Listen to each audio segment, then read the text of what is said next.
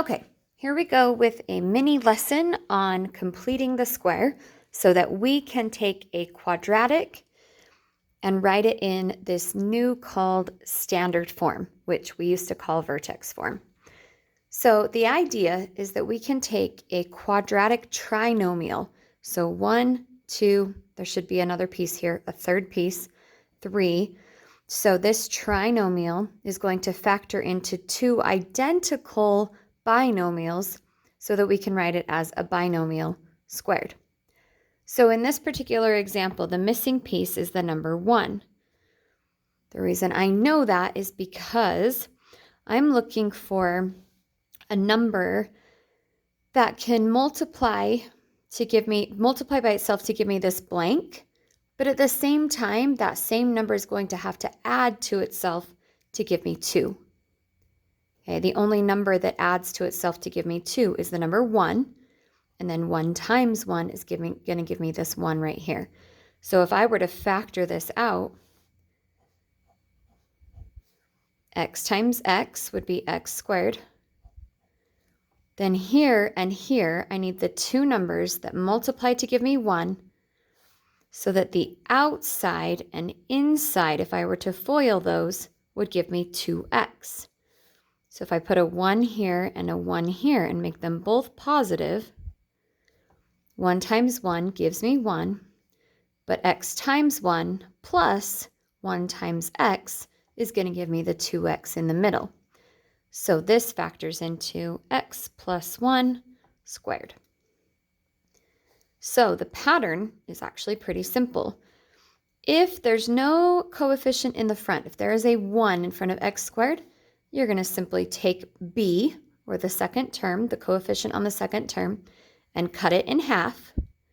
Remember, because we want this number to do the outside and the inside added together, so we got to cut it in half to account for the outside plus the inside. Okay, so cut this in half and you get 2. So 4 divided by 2 would be 2. And then, because this term multiplies itself when we FOIL that back together, we're going to square that. So 2 squared equals 4. So I know that a positive 4 goes in that blank. So now, how can I factor this? X times x is x squared. Two numbers that multiply to give me a 4, but also add up to 4, would have to be 2 and 2, which gives me x plus 2 to the second power. Okay, so the pattern, we take that middle. I'm going to skip a few on the page, but just one for right now. The pattern is take half of this, which would be 4, and square it.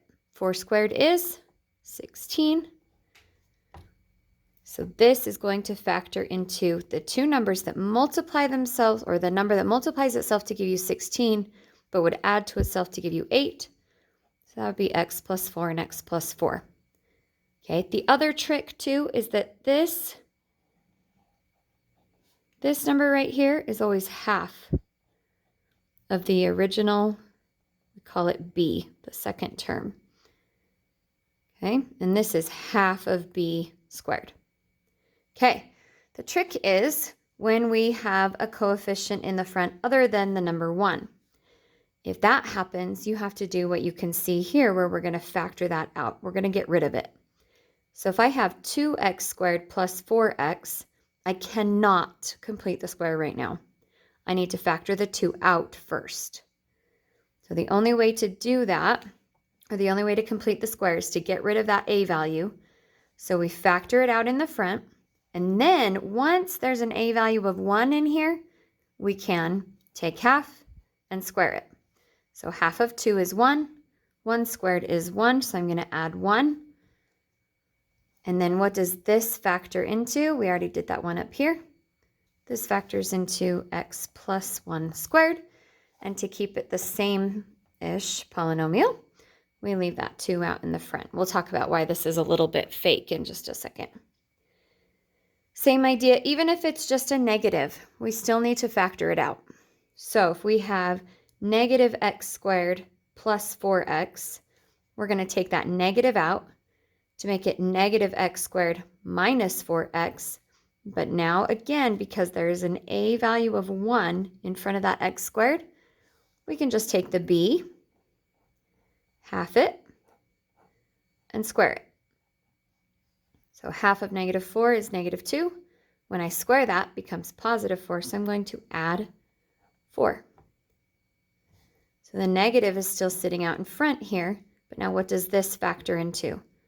Two numbers that multiply to give me 4, but at the same time, that number plus itself has to be negative 4, so that's going to be an x minus 2 and an x minus 2. Okay, so down at the bottom of the page, you have your very specific step-by-step instructions. Check to see if a is 1. If it is not, you must factor it out. Add half of b squared to the existing x squared plus bx to create the perfect square trinomial. That's it. Till we move on. So now we're going to officially start writing functions in their new form. What we were doing before was a little bit artificial. So now we want to take x squared plus 2x, which is not a perfect square trinomial, and we want to rewrite it as a perfect square trinomial, and then there might be some extra stuff, okay? We're looking for that standard form. That standard form is f of x equals a times x minus h squared plus k. So when we're done, we will have something that looks like that. And if you remember, this will give us the vertex of our parabola, which is a good thing to have. So here we have x squared plus 2x. Notice there's no a value. So I'm going to go ahead. This one is only a binomial right now. It only has 2 terms. So part of creating the perfect trinomial is to just add that third piece. So what does it need to be? Half of 2 is 1. Square that, you still get 1. So we're going to add 1. But a function doesn't stay the same if we just go around and willy-nilly add 1 to it. So we're also going to subtract 1. So we're undoing what we just did so that this stays perfect, and that's going to factor for us. So this is going to factor into x plus 1 times x plus 1. So we'll put x plus 1 squared, and then we have to have that minus 1 to make up for the fact that we did that. So that just stays on the end. So do you see how that kind of matches this form? There's no a value because a for in this case is 1. But we do have a plus 1, which is our minus h. So really our h in this case is going to be a negative 1. I'm going to put that right here. And then our k, this number chilling at the end, stays the same sign that it was in the equation.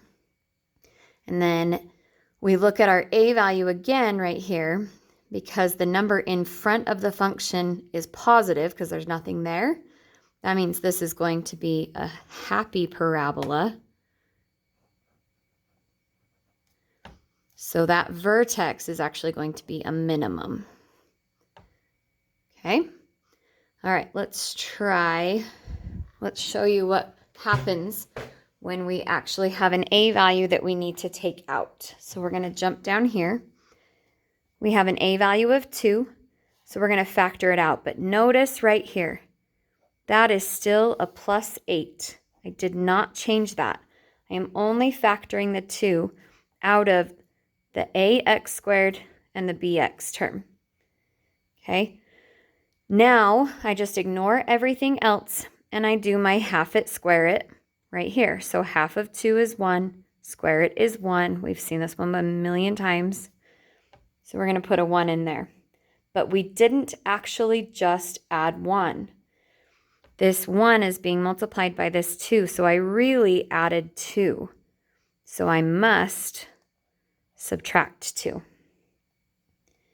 So that leaves me with an a value of 2, a quadratic that factors into x plus 1 squared, and then I've got a plus 8 with a minus 2, so a plus 6 at the end. So all together we have a vertex. Remember, we change this sign and we leave this sign alone. And our A value is again positive, so our vertex is going to be a minimum. We've got a happy parabola, so the bottom is the minimum.